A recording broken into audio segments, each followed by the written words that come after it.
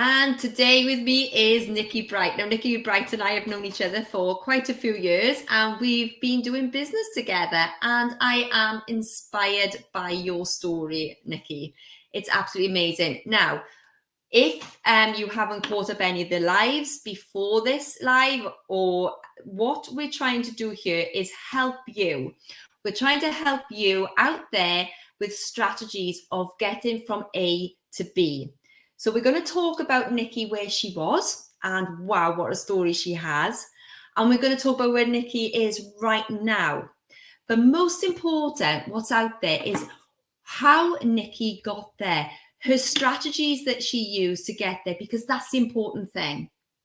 It's the strategies that you actually use to get you from A to B. So thank you so much, Nicky, to come on, and hopefully we'll inspire some people, because there's lots of people out there right now who are struggling. And you really, really struggled, didn't you? And I think you said you struggled, was it 3 years? 3 years ago, you were still struggling. I did. Thank you for having me, Claire. But no, I struggled for 3 years. If I start from the beginning, yes, please I was a professional person. So was my husband, working in the financial industry. I was a retail store manager, lovely big home, beautiful cars, cruises, everything that you aspire to have as a family. Kids going to college and planning for university.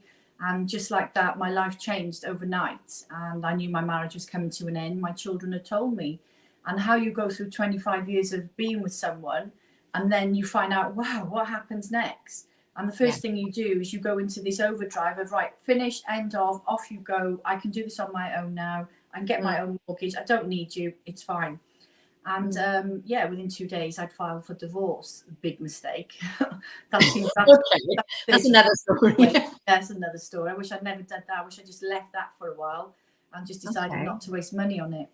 But the first year is you're going through a difficult change in yourself, and I was that year, and I did not know what the future was going to hold for me and the children. I was petrified. It felt as if I was being taken back to when I was 16 again, where you've just left high school and you don't have a home and you don't have a career and you don't have money, you don't have a car, you don't have anything. And I was at back at that age group, I felt inside. And it was just one of those things. You're so fearful and scared. The fear takes over. So in that first year, you're just going through these different changes in your life, and you're trying to get the acceptance. There's a lot of it then is you're feeling very sad because you're remorse, because you're losing who you are and the life you created. And you've got the back as well from it. It's a grief, isn't it? It's a grief when you first split up from your, because I've been married twice. And even though it was my decision on my first marriage, you still go through that grief and you have to reestablish something. Like, how long did you say you were married for? 25 years. Yeah, and I was married for 7 years. It's a long time. And then all of a sudden, you're like, who am I? What do you do? So in that first year, I'm a retail store manager. I've got a great job. The store turns over £3 million a year. I've got a great team of 20 people. And I can feel very quickly I'm losing control. I can't do it anymore. I just couldn't do it. I was just crying morning, noon and night. I just couldn't. And I was getting more and more, instead of being a positive, happy person. And my store was my baby. My team was homegrown. I was the only person in the boardroom in London. I was a female with a big outlet store. And I was flying. I was loving life. And I could just feel as if I was being dragged into a dark place, put into a bucket of crabs with a lid on and saying, you ain't coming out. And that's how I felt. And very quickly, what happens is your staff will get fed up of hearing the news of you going through a divorce, or you're sad and you're not, you don't feel up to it today. They start taking advantage now. And it's very important to be aware of when people are not supporting you. And I can feel that there was a shift and there was a change, that I wasn't getting the support or the respect as a store manager anymore, because I've lost it. And the writing was on the wall. Within 6 months, the store loses £50,000. So I know that we're not hitting targets. Within a year, I'm being called to head office with the directors, and the writing's on the wall. It's, look, the store's lost 300,000, and it's because of you. There's the stock takes come in, people are robbing the shop. You just can't do it anymore. We're having a new store, and we want you to go. And it was, how could you be number one in the company, the favourite person, and all of these people who love you, and now you're just a number. Off you go. And you know, we're just going to sign this check now. We're going through a solicitor. Do you want to be managed out and we're going to make your life hell? Or here we go, you've got 6 months go. And I just remember thinking, everyone leaves my store on their birthdays or when they're going for a new job and they got balloons, birthday cakes. But me, I had to go through the back door and sneak away and not tell anyone that I'd just been basically told to get out and go home. Wow. And when I go home, I realised that who's going to pay the bills now? I'm on my own here. Who's going to pay the bills? I've got a brand new Mercedes outside I'd taken out before I found out my life was crumbling. Still got a year left on that. What do I do? And I'd always said to my partner at the time, my husband, you know, you pay the mortgage, I'll look after the children and family until we sell the house. And I honestly believed we were going to sell it very quickly, and it didn't. It took 3 years to sell. And what happened, with about 8 months in, one day we're at home and there's a knock on the door and it's the bailiffs. And they knocked the door and said, leave the food in the fridge. We've got a court order to take the home. You're in court Monday morning and you need to get a court order to come back and get your personal belongings. And I just remember just the feeling, I can't even tell you. It just felt as if I jumped out of this aeroplane. I couldn't breathe. I could not breathe. And I just could not understand how this had happened and I wasn't aware. So after having the tears and everything, I sat there and thought, okay, what would Nicky do? Who's the store manager? What would she do here now in this crisis? Because no one's going to help you. I've got to help myself. And I thought, right, I'm going to go on LinkedIn. And if I can find every single person now who's associated with the bank, of which I did, I found loads of them, literally about people. So I start writing to them all and saying, you have a duty of care to me and my children. You need to listen to my story. You need to help me. You can't take this home from me. Please, you can't do this. Every time I sent the email, it bounced back saying like, no. And I was trying to make friends with people at the bank and they were all like declining me. Nobody wants to speak to me. And I wake up Monday morning and I realised then that I've got an email from the HR director that had gone to the CEO of the bank because I sent that many messages. People must be forwarding saying, we've got a woman here who's saying we've got a duty of care and if she kills herself or something happens to her, you got blood on your hands, you need to speak to her. And they quickly rang me and said, look, you're in court now next Monday. We'll see you in court. We go into court and I'm just begging them saying, please don't take the home. Please, you know, we've had the mortgage for 20 years. We've got 5 years left. I know we still got a mortgage, but please, you can't. And they just said, no, you know, your husband didn't pay the mortgage for 6 months. So unless you could find the money, then we're taking the home. So, and it was, you could see them all going in their different corners. Everyone's chatting and saying, what are we going to do? This woman has got nowhere to go. She's homeless. She's got no money, no job. And they said to me, how do you pay it? And I'm just looking, going, I don't know. And I'm just literally just sat there thinking, and I just came back and I went, but I will. But just give me a target and I'll achieve it. I swear I'll do it. And he just went, right, okay then, right. He said, and he gave me this special code on the payment. And when I made the payment via the bank, the code was 12 zeros. That was my code, that they would know it was me. And I just said, really? And he said, that's the sort code for the bank. That's the sort code and account number is 12 zeros. And if you just put that in, the money will come through. And then it was, right, how am I going to raise this money now? We've got mortgages now, like about £12,000 of debt now that hasn't been paid. And I thought, right, sell the hot tub, sell everything. Kids, come on, everything's got to be sold. My parents sold their caravan. We got all the money in. And I managed to get just enough money. And I remember running through Cardiff High Street with this £12,000 under my arm, crying my eyes out. Because the repossession was happening at 12 and it was reaching 12 o'clock. And I'm in the bank and they're doing all their policies. Where do you get the money from? You know, it's money laundering. And where did you? And I'm crying saying, just deposit it. Just deposit it. Get the money, just have it. So what you did then, you actually looked at all the resources around you and you just sold what you could just to get that 12 grand. Just to get the money. I borrowed money off of everyone and said, I will pay you back. You just need to help me. And they basically put these vans all across the drive of the property. The bailiffs were there and they were just sat there waiting for me to come back. And the bank were ringing me saying, have you deposited? And I was crying. I just passed the phone over to the lady and said, tell him I've just deposited. And she said, I can confirm. And they just said, you know, we're the bank, money laundering and all of that. And yes, the money's in. And it was like, wow. And then they said, right, you've got 6 months and we're taking you back to court in 6 months. So you need to keep the payments up, and in 6 months we want a review on the house. So first thing you think is slash the price, let's sell the house, because you're in panic, desperation mode. You just want to get rid of it. And I couldn't get out of this, oh my God, I was fight or flight. Just sell the house. We just got to get that money out. And the more I was doing it, people then find you vulnerable and they come to you with an idea and they say, I tell you what, why don't we put your house on auction? If we put it on auction, it'll sell Monday. You'll get your money in 7 days. And I was like, right, okay, well, how does that work? Well, we started at 250,000. Oh, you're guaranteed you're going to get 500,000, 500,000 for it. And I was so vulnerable that, do you think so? Can we put a reserve on it? Yeah, you know, it'll be fine. And then at the last minute, I got nervous because I thought, it's not going to work. I don't believe them. And once it's gone to auction and we've done that, we've lost everything. That means that the bank's been paid back and we haven't. And I pulled out and they told me that you can't pull out, you sign them. I said, you take me to bloody court like the rest of them. Because I can tell you now, I'm squatting in my house. I'm not leaving. I'm not leaving. And I was adamant. And the estate agent, I told them, you know, take your sign down because I'm not selling. I'm staying here. You're not making me homeless. Don't care what you're doing.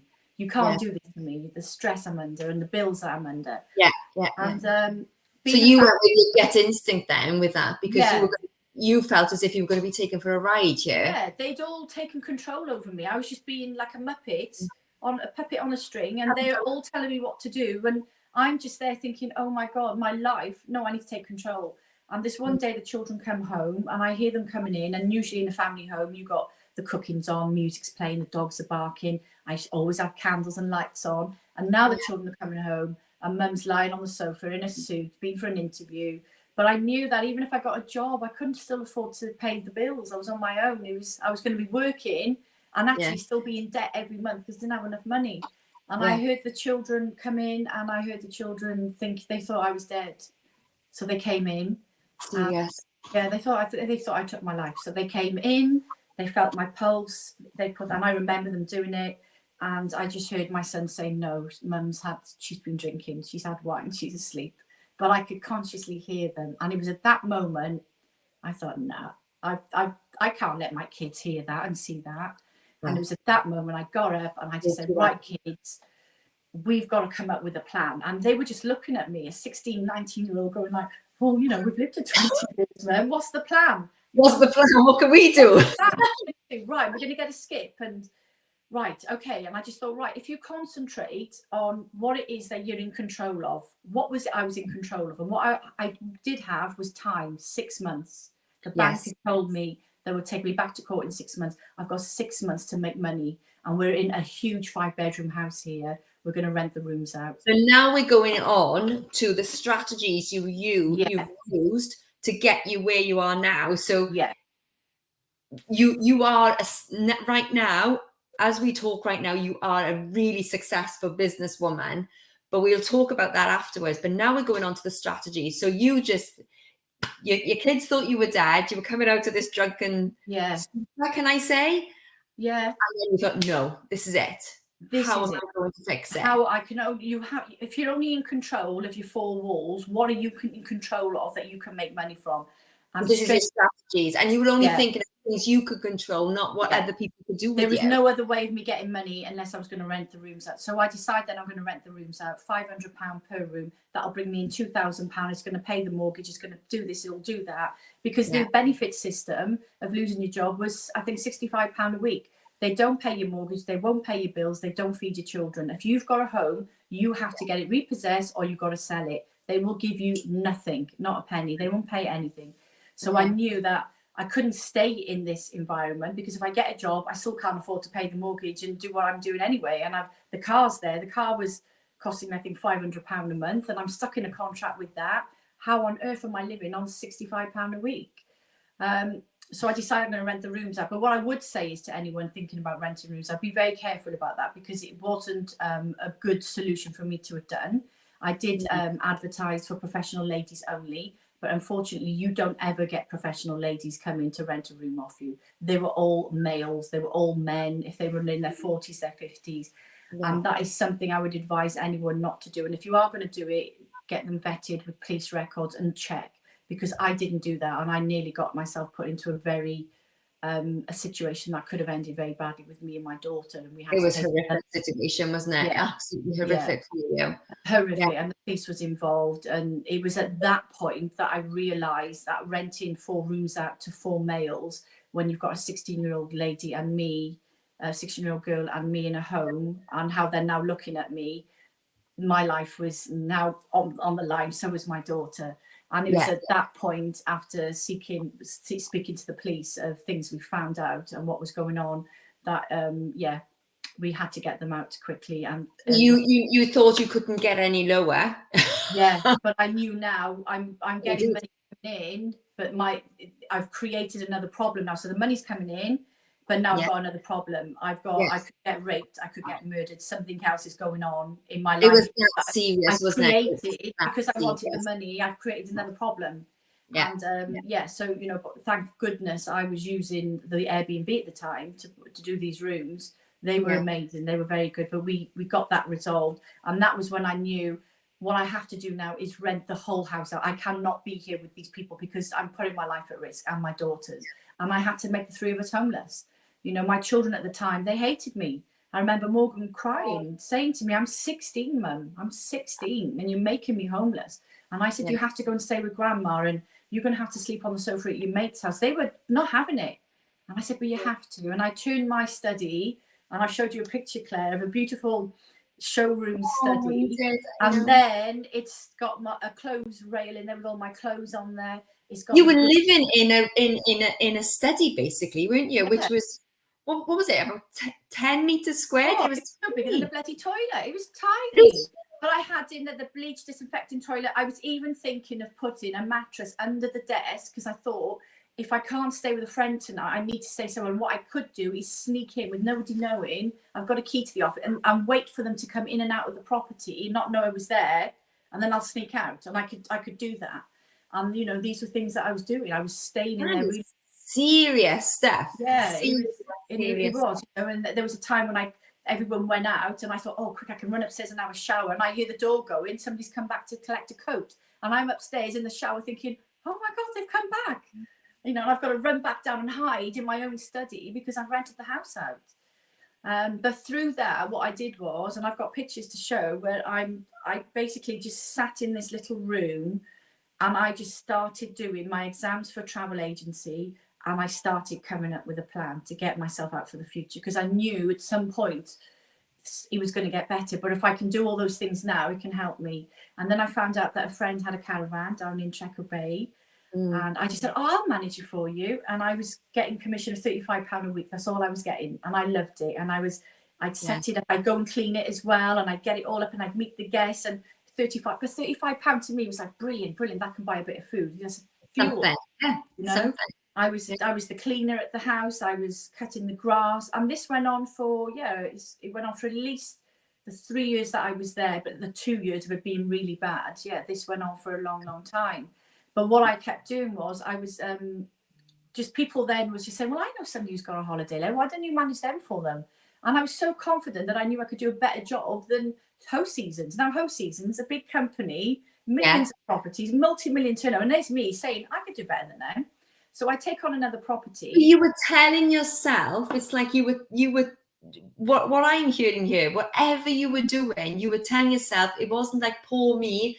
And I imagine you would have thought that at some points, but it was more of, how am I going to move forward? Yeah. How am I going to do this? I can do that. I can do it. How am I going to dig myself out of this hole? Yeah, and I basically said to myself, you can do a better job than Host Seasons. Yeah. And I thought to myself, right, okay, how am I going to do this? And I started marketing my own property. I was putting it all over the internet. It was going everywhere, and people were getting direct bookings, and I was thinking, brilliant. And then I was going over to some of these agencies and saying to my friend, can you just let them know I've done a booking for you? Can you just, and in the end, the booking agency of Host Season was going over to them saying, how are you booking all of these property? How are you getting all these guests direct bookings? They couldn't understand. And she said, oh, well, Nicky's doing it for me. And she said, in fact, can you take her off the market? Nicky's going to do it full time. Because now I'm going there and I'm looking after the property for them. I'm doing painting, and I'm cleaning the carpets for them. And I was charging them then and saying, oh, well, I'll charge you £25. I'll clean your carpets. And I'll do the windows. And I was doing all these extra things to get extra money, because they become upsells to me now. Yeah. So I've got my £35, but I'm actually going to walk away with 100, because I'm going to now do the cleaning. I'll do the washing in my home. I'll dry it and I'll take it down. And I started earning money. And I just kept thinking to myself, when I finish here and I go on, I'm not going to be able to get a mortgage, because to be able to get a holiday let mortgage or a buy-to-let mortgage, you have to be a homeowner with a mortgage to get a buy-to-let, and you need to put a lump sum down. Right, so okay. I knew, and I thought to myself, how am I going to be able to convince anyone? But because I came from retail, where I had to always be convincing the directors that I'm the good store manager and I'm making money for you, I thought, well, I just got to come up with a business plan and prove to the bank that I can do this without having a property. So I just went into overdrive, and I took on 12 properties then, did them all, managing them all on my own. And then one day I decided to go to the bank. COVID had happened. So when COVID happened, I lose all the bookings. It was horrific. I started crying again, thinking, oh my God, what happens now? Because they still want the mortgage paid.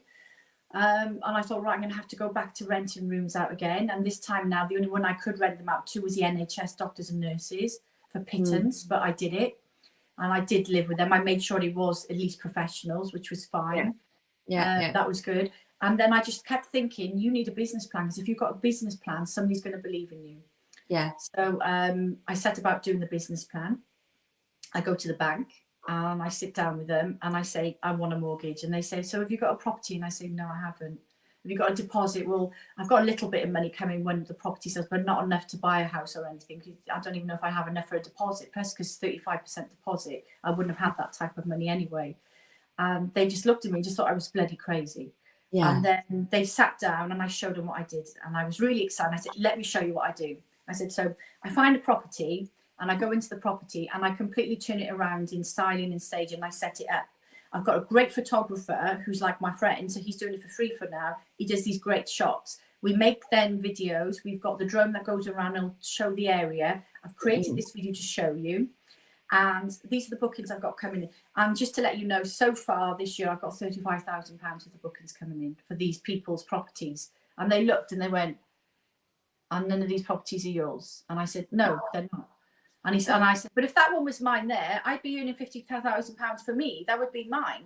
And he just looked, and then I said to him, but what I do as well, I do an upsell. So if they want to hire a hot tub, I'll hire it to them for a weekend. I'll hire it for £80 and I charge them £200. And if they want some steaks and food and Welsh jam, I'll go and get the hamper for them and I'll make an upsell from that. And I'll sell. And if they want towels, I'll supply the towels to them, but I'll charge them £5. And they were blown away. And what they said is that after COVID, they weren't looking for how you had your business before. They wanted to know how you were going to survive and keep a business in the future going on with COVID. So when I showed them, they just sat there. And so I'm blown away. We just like chat again. I need to go away and discuss this with the bank because this is something new we've never done before. And they basically came back and just said, we've looked at all the money that have you got an accountant? I said, yeah, I've got an accountant. It's my first year's books and different things. And they went, right, okay. They said, we think you can do this. We really think you can. And I went, I'm going to have like 10 properties with you. And they were like, we actually believe and think you can. Yeah. And I just went, wow, okay, well, how much can I have? And they said, well, how much do you want? I went, oh, well, I don't know really. I said, how much can I afford? And they were telling me because I just didn't know. I was just thinking, I just don't know. Yeah. And I went one day, a little cottage came up on Rightmove and it said it was 1 bedroom. No, who's going to buy a 1-bedroom cottage? Because it's not going to make enough money. But I saw it and I fell in love with it. And I knew I could make it into a 3-bedroom cottage and I could add another bathroom into it. Yeah. So nobody was looking at it. Nobody was going to bid on it. And I went along and I put an offer in and then it got accepted. And I thought, oh my God, it's been accepted now. I got scared. I thought, how am I going to afford now to do it up? How am I going to pay for everything? Yeah. Went to the bank. They loved it. I gave them a proposal. I did my own proposal for the mortgage where I did all the research to show them where I was going to get the bookings from, how I was going to do the upsells. I have little things in the cottage which says, if you like it, you can buy it. So if you like the cushions, come to me and I'll buy it. You can have the cushion, or you like the painting. And they loved it. And they were so blown away with it and just said, Nicky, this is amazing. So then when I wanted a website, I speak to this branding company and I'm so excited. Yeah. And they come along and they must have been just thinking, there's a girl here who wants to set up a business called Stay Wales.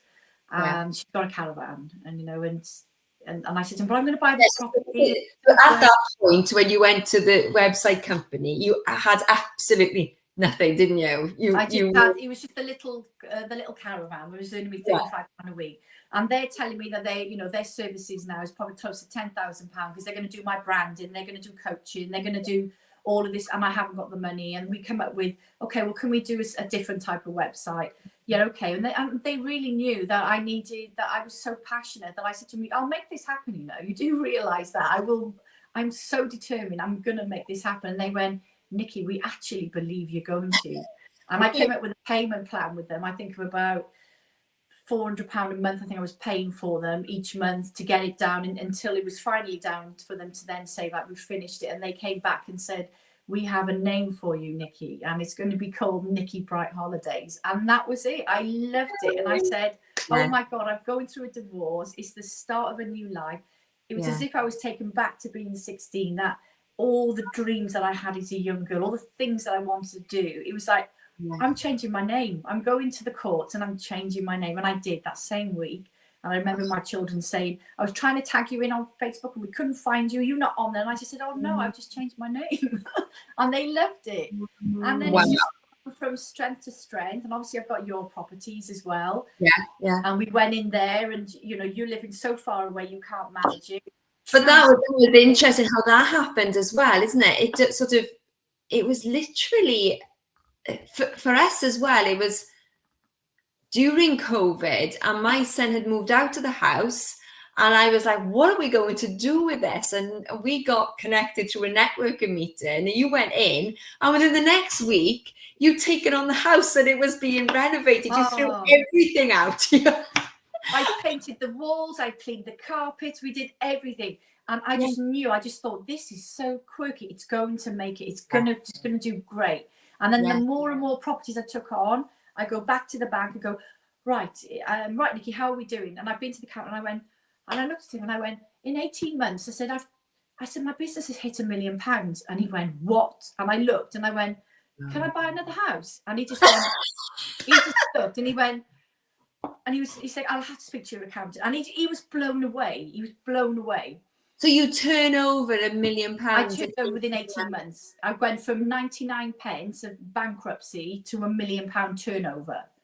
It wasn't all my profit because I had landlords and people to pay, but the business made your turnover, the business my turnover £1 million. So now I go back to the bank and I say, right, I've got a property. I say, it's already on the booking site. It's doing amazing well. It brings in 100 grand a year and I'm already managing it. They want to sell it to me because they're going through a divorce. I want that property. And I go there and I show them what I do again. We go back, we look at the figures, we go to the accountant, and it's like, it's a no-brainer, Nicky. And then I say right, okay, I've just had the cottage valued now. I bought it, I think, for 150,000. It's been valued at 300,000. Right, let's take out the equity from that now. That's my deposit for that one. So I don't have to put a bloody penny down.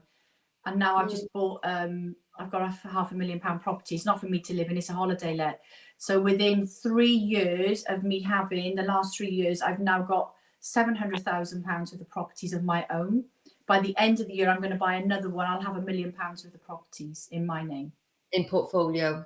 Yeah, and they're growing. They're growing and growing and growing. I've got pubs now that I'm looking to buy, so I'll manage them. I take them on. I do everything in them, and then I'll style it. I'll do everything for them with the right to buy it. They'll give me first options to buy it now in the future, and then when I get to take it over, all that money that I had setting it up and buying everything, we'll just take it off the bill. But I'm not in a position to buy it yet. But that's the plan. That's what I'll buy the next one. Let's just go back a little bit as well, because this is a question that I want to ask, because this is something as a coach and in my business networking company as well that I get all the time is you have said you've gone into the banks, you've had like everything in your mind, you've done all the research, and you've convinced the bank. Was there any times then, what makes you this type of person that you're confident that you are going to get it? Or do you ever lose the confidence where you think, there's no way I'm going to get this?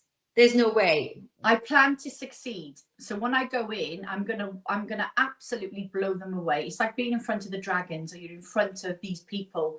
You have to blow them away. So I've got my videos, I've got my portfolio, I've got everything of every question I think they're going to ask me, because what they're looking for failure. They're looking for the risk. And all you've got to do is have the answers to the risks. So when I knew that I could say, well, if this happened, that happens. If COVID comes, I'm going to do this with it. Okay, so what happens now? We've got a problem at the moment because you've got to have planning permission. I look at the risk in everything first, so I've got an answer for it. And then they come back and they just go, wow, there's no risk. What's the risk? I said to them, what's the risk? The risk is you're going to take it back off me. So did you ever through this journey not actually think that you could do it? Were you ever thinking I think once I come out of that bucket of crabs, of that depression, the low time, and I started eating good food, walking, listening to positivity things, and keeping my mind so focused on that end goal of saying, you ain't, I was riding a bloody bicycle down to Tesco's because I didn't have a car, filling up food for the kids with a rucksack on my back, riding up a hill. It was ridiculous. I could see all my neighbours thinking, she's in a £500,000 house, being repossessed, she's riding a bicycle. God knows what they thought, but I didn't give a crap about them. I thought, you're not going to be here in my future. You can all talk about me now. I've got to focus on one thing. And the thing is now is survival. And if I've got a business for me, I can help my children and I'll leave a legacy for them now. Like I say to them now, all this is yours in the future. When I'm gone, it's all yours. You do what you want with it, but hopefully I'm leaving them a business. But from that then came another upsell, because what I'm always thinking of is how can I make money from that to make more money again from it? You can't just have a holiday let. You've got to have upsells in it to make more money. You've got to be able to sell them something else. So like I said, as soon as it's a hot lead for me, it comes in and I sell them the hot tub, I sell them the barrels of beer, I sell them everything, so I'm getting commission from it. And that's what you've got to do with it. And it's exactly when I show them what it is that I do, I then was able to set up another business, which is Nicky Bright Interiors, because the idea is now, if I can go in at that stage and style it and set it up, I can leave little notes there saying, if you like it, you can buy it. So if they like the cushions, they can buy them because I've got backup stock of them. But I'm buying them wholesale. So I'm buying them for £12, I'm selling them for 25. If they like the candlesticks, I'm buying them for 10, I'm selling them for 50. I've got an upsell. So now I've got another revenue stream coming in now, which not only supplies the stock to the holiday lets in the beginning, I'm supplying them to my landlords. They're buying them now retail. So I'm making a commission from them. Their customers are buying them from me as well. But I'm also now opening it up to say, I'm also opening it up to any Joe Blog now wants their house decorated. So I've now got another revenue stream of clients coming in who want me to go and decorate their bedroom, or I've got commercial properties coming on board at the moment. And I've just got so much opportunity that when I see the opportunity, I take it straight away. And I just say, I'm staying with this because it's a great opportunity for me, because I can see where it's going to take me if I take it. And it's taking those opportunities and not being afraid. If you're scared, it's because you're not confident. You have to be confident, and you've got to be able to stand in front of someone and say that I'm going to do a better job than Host Seasons. I'm doing a better job than Wales.com. I'm doing a better job. Well. Yeah. You flip it well up. The hack then was I had to decide then. I got fed up with thinking, I'm fed up of paying Booking.com and all these agencies 20% fees, with that 24%. And I just decided one day, as you do, you're leaving a review. And I just thought, how can I use this review and it does something for me? I don't want to leave a review for them. And it's like, oh, hi, it's a lovely shop. I love coming in. No, these people, if I leave a review, can help me. So, for instance, if you think about Marks and Spencer's and Tesco's, and you think about Mercedes-Benz, you think about Louis Vuitton, you think about Gatwick, I leave reviews for them all because they have thousands and thousands of people every day going through their platform. Apple I've done recently this week. It's amazing. So what I do is I will walk in to say, let's think now, IKEA. And because I'm in IKEA, my phone alerts me to say, would you like to leave a review for IKEA? So I make sure that the review is left as my business, not as me, as my business, as Nicky Bright Holidays. And I put a photograph in of my beautiful cottage, which is stunning. And it's got furniture from all over the place, not just IKEA. But I got a beautiful picture in, and I say, Nicky Bright Holidays, love shopping in IKEA. And I leave a link, www.nickybrightholidays.com. What a good tip. That's awesome. million views a month. And all I need is for a couple of people to come direct. Now, usually they'll either come direct because they love the picture and they want to go to the cottage, so I get a direct booking, or they love the photograph and they love the stock in it, and they're asking me, did you buy that in IKEA? I might have only bought the tin opener from IKEA, but the fact I'm leaving a 5-star review for them and a great photograph, it puts them in a good frame, so they're happy with it. So that made me think then, okay, if I can do that with them, Gatwick Airport, and I start thinking Mercedes-Benz, right, okay, this is really good. I can put the Mercedes-Benz outside the car, outside the cottage, take a picture and say, I love my Mercedes-Benz, or I love my BMW at Nicky Bright Holidays, and I do that. So I go Marks and Spencer's, and I look now at everywhere that I think, where can I get that traffic and divert it back to me? And I get 2 million. I'll have to show you. I get 2 million. It shows you on Google how many people are looking at those pictures. So if I go to a restaurant, I will now use that restaurant to help me by saying, Nicky Bright Holiday highly recommends the food in this restaurant to all of her guests who stay in Wales or at the Old Stables Cottage, with a link to it. And when they click on it, actually, do you know, now you say that, I actually did that this week. I went for lunch on Monday, and I got, because like, you know, I've got the mountain holiday homes here in Sweden. So, and we went for lunch in the creperia, and I left a review with mountain holiday homes. I did that. I was thinking, actually, I thought, oh, that might be a good idea. Let's see how this. You don't leave them a review. You want to leave the review that's helping you, because there's no point leaving it otherwise. You're just wasting time saying, oh yeah, I had a lovely stay in the Holiday Inn. Yeah. So you only got to drive past, and then your phone will go, check in. You can check in. And I think, lovely, lovely. Not just drive past. B&Q. If you go on B&Q, you'll see beautiful pictures, because my kitchen was from B&Q in the cottage. So I've got all the pictures of the cottage there. They can't say they can take it down, because that kitchen is from there, or that tin opener is from there, or that candle is from there. B&M, you know, Marks and Spencer's, all these big players, they've got such huge traffic coming through them. Like I said, Gatwick Airport, Louis Vuitton. I said to Morgan, we're buying sunglasses. Come on, let's go in. I love that. And these two things have actually come from that, is that the confidence of actually that people are not going to say no. You're actually not giving people the chance to say no, are you? With your confidence, with all the research that you've done. And that's super amazing. And the one thing you said is, I don't give a stuff about what the neighbours are going to talk if they're going to talk about me. I'm here to survive, because I want to leave a legacy for my children. And that's one thing that we, you know, it's good to look at, is what you're actually here for. What is your why?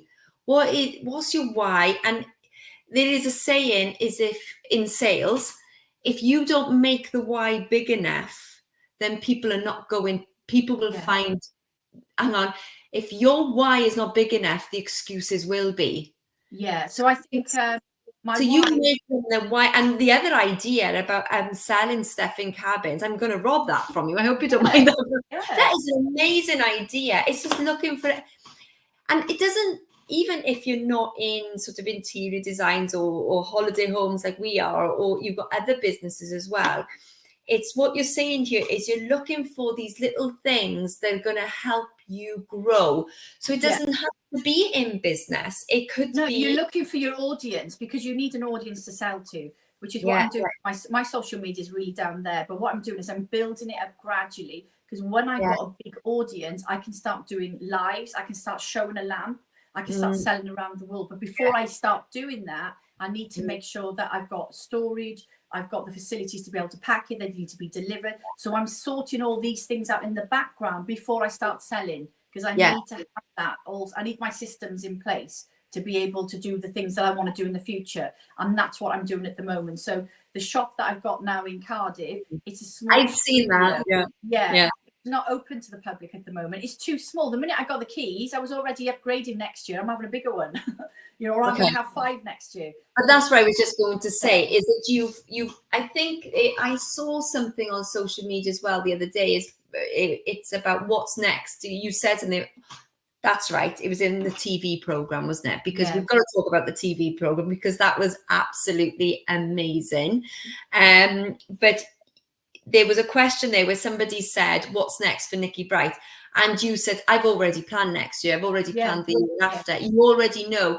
So you've got your goals, and the strategies that you actually put in place to get you to the goals. I'm going to ask you a question by here. Have you ever, failure for me is the first attempt in learning. Have you ever failed in a project that you've done? And why did you fail?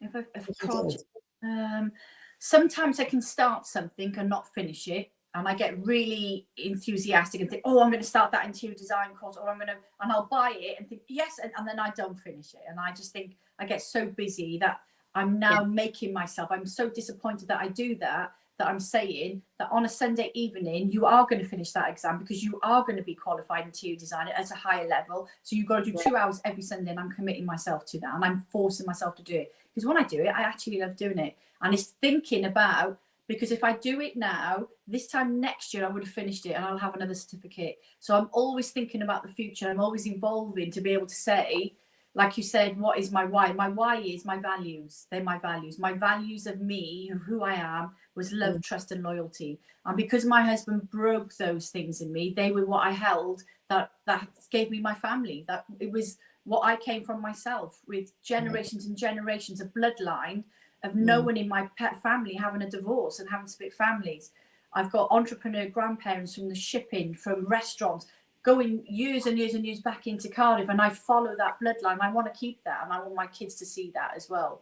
And I think one of the things that, you know, even saying love, trust, and loyalty, I've got a fragrance range being made for me now with candles and diffusers, and they're being called love, trust, and loyalty. And we're putting them in a case, and you'll have the smells which will relate to the love being sort of like the roses, the romantic side of flowers. The trust is going to be more about linen, like when you jump in the bed and you've just had your bedding wash and you feel, oh, I really, you know, you feel happy and you're safe and you're safe, you trust. And then the loyalty is a very masculine spell because you expect your partner to be loyal to you. So I'm going to use all the things that brought me down as a way to take my story forward to grow. And that's what I'm doing. So for next year, I've got loads of things planned. So what you see now, I was planning this last year. Yeah. You know, this is last year and the year before that. So it's been 3 years from nothing to where I am now. Yeah. But I love that as well. You've actually inspired me. Every time I speak to you, you inspire me more and more and more. It's amazing what you've achieved, you know, and you have done it on your own. You've been rock bottom, and you've really worked, you know, blood, sweat, and tears with these focuses in mind, which is absolutely fantastic. And you know, when I asked you that question about failure, first attempt in learning, is that you fail, you didn't commit before to your trainings, but you've put a plan in place. And this is what's really, really important, is by putting a plan in place so that you can act, and the strategies in place. So like you've said, on a Sunday evening, I'm going to commit to 2 hours every Sunday evening so that you can actually achieve your goal. And I think you can't just say, I'm going to complete a higher level interior design course. You have to put that plan in place. And that's for everything in life. That's for all the goals that you've actually achieved. Yeah. I don't watch much television. I cut that out of my life. What people don't see is I don't always look glamorous. I am there with a biffa bin this week, picking up maggots, and I'm scraping walls, and I'm doing all the crap things that you do. And that's what I do. And I'm at 11 o'clock in my shop. I put the blinds down. I've got my music chilling, and I'm doing my interior design course. People don't see the grafting that I put into it. My kids do, my partner does, and they tell me off and says, you shouldn't be doing it, you know, you should be relaxing. But I just think, no, I've got a plan, I've got something going on, and the only way I'm going to make this happen is action, focus, action, result. And if I take action to it and I make it happen, there's only one thing that's going to come out of it, and it's going to be a bloody good result. So you focus on it, you take action, and a result's going to happen. If you don't do this first, the middle, the end won't happen. So I have no, when I go and see the bank, I know now I'm just completing on a property next week. We've already had it valued, and it's already going to be worth 80,000 more. I'm already planning now. Okay, just give me a break now with the solicitors. They've done my head in, but 2 weeks I'm going to look for another one. And we're on it, and I'm getting another one. And I'm going to be determined by the end of the year. I'll have £1 million worth of portfolio of my own now. And I will never, ever let anyone have control over what it is that I control. Because when you've got your own powers, your own superpowers, you can do anything. If you want to be a racing driver right now, go and take the lesson. Go and you can do it. You can be the next Lewis Hamilton. There's no reason why you can't do anything in life. You just got to focus on what it is you want, take action to it, and the result will come. Yeah. You just don't do things that are out of your control that you can't do. Don't do things that you think to yourself. If you think to yourself, I can't do it, you're probably right. You probably can't. So don't do it, because all you're going to do is fail because you think you can't. You have to do things that you know you can. And I love these. I love sayings. Richard always says, "Oh, those bloody quotes that you say. You know, if you think you can't or you think you will, right, you're most probably right." Yes, yeah. I love that. And these things that I've taken a lot of information from here, and I hope everybody as well, that, you know, if you leave comments in the wherever you are listening to this right now, and leave comments, and hopefully, Nicky, if you can go back and you can answer somebody later on as well, that'd be fantastic. But I love that. I've written these things down now. Focus, action, result. And I love this love, trust, and loyalty as well. It's absolutely fantastic. They were my values, and that was my why, because they were my love, trust, and loyalty for my children. So when my values got broken, it broke me as a person, and I had to discover what my values were and what my why was, to be able to build myself up and say, right, now I understand why I was so down here, because my values were broken. I was hurt, I was wounded, and I had to understand why somebody would do that, because they didn't have my values. To them, they weren't their values, they were my values. And I continue to keep them, and I show my children, it's my job to show them, if I can do it, you can do it. And I push them, and I push my daughter. My daughter's amazing. She graduates tomorrow on her Bachelor of Arts tomorrow with a cap and gown. I'm so proud of her, because she was giving it all up. She was throwing the towel in. She was just going to go and get a job. And I kept saying to her, if you think at 17 that earning £1,000 a month is good money, it is when you're that age and you're living home. When you've got to pay rent now, that's over 1,000. You haven't got any education. You ain't going anywhere. But again, with Morgan, we're taking her out to Japan next year. We're going to brand her. She'll have her own cosmetic range. She's got an audience of 70,000 followers now. And she gets excited when Estee Lauder and Yves Saint Laurent send her freebies. And I just say, you don't want them. Send them back. Because never mind marketing them, you're going to brand yourself. You're going to sell your own. You're going to have your own brand. You're going to have your own brand. So that's the next stage with her now. She graduates tomorrow as a qualified makeup artist, and we're going to choose the colours, find the brand, get it, and then she's now got her audience. She can start selling herself, and she doesn't need all these big brands and Chanel and all them. Have your own brand. And you've got to start from somewhere. But I believe, and I'm absolutely adamant, Morgan's going to have her own cosmetic company, and it's going to be huge. And I absolutely no doubt about it. And so I believe it too, especially with what you've said today, you know, is that, whatever you've done, whatever you've set out, you've actually achieved it, you know, by using these strategies. And what I've noticed as well is you've taken responsibility for your own life and your children's life as well. So you take on that responsibility, because I think so many people can go, well, it's his fault or her fault, or it's the government's fault, or it's the road man, the dustbin man's fault, you know.